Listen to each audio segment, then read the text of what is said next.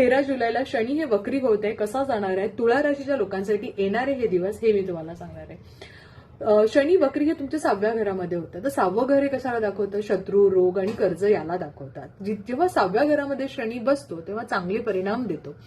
त्यामुळे एक लक्षात ठेवा की इथे तुमचे जे कोणी शत्रू असतील, गुप्त शत्रू असतील किंवा काही प्रॉब्लेम तुम्हाला होत असेल तर या गोष्टीमध्ये तुम्हाला खूप चांगले परिणाम तुम्हाला पाहायला मिळतील. म्हणजे खूप वेळ असं होईल की शनी तुम्हाला चातुर्य देईल, तुम्हाला शक्ती देईल आणि त्यामुळे तुमचे जे कोणी गुप्त शत्रू असतील किंवा शत्रू असतील ते तुम्हाला हानी पोचवत नाहीत. हा एक मात्र आहे की मंगळाची दृष्टी इथे पडल्या कारणाने काही जणांना जर पत्रिकेमध्ये शनी हा नीट नसेल किंवा काही प्रॉब्लेम असेल तर मात्र तुम्हाला थोड्याशा दुर्घटना होण्याची शक्यता आहे किंवा रक्ता रिलेटेड काही आजार असतील हेही होण्याची शक्यता आहे किंवा स्किन रिलेटेड काही आजार होण्याची शक्यता आहे. त्यामुळे त्या गोष्टी काही लोकांनी नक्कीच काळजी घ्या. स्वतःच्या प्रकृतीची काळजी घेणे.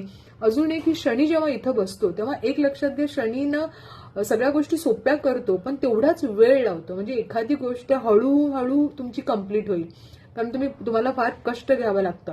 त्याचबरोबर मंगळाची एनर्जी म्हणजे मंगळाची दृष्टी शनीवर पडणार आहे. त्यामुळे शनीला इथे काही गोष्टींची काळजीही घ्यावी लागेल. जसं मी तुम्हाला सांगितलं की ब्लड प्रेशर, त्वचे रिलेटेड आजार, गाडी चालवताना तुम्हाला फार काळजी घ्यायची आहे.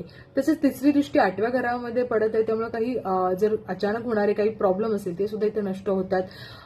शनीची दृष्टी 12व्या घरामध्ये सुद्धा पडत आहे. त्यामुळे तुम्हाला काही प्रॉब्लेम मोठे होणार नाहीयेत. प्रवास छोटे मोठे होतील पण कुठलीही गोष्ट करत असताना संयमाने करा, धीर धरा. कारण काही गोष्टी पटकन होणार नाहीत, थोडा स्लो होतील.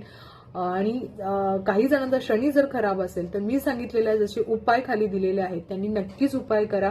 उपाय केल्याने नक्कीच काही प्रॉब्लेम जरी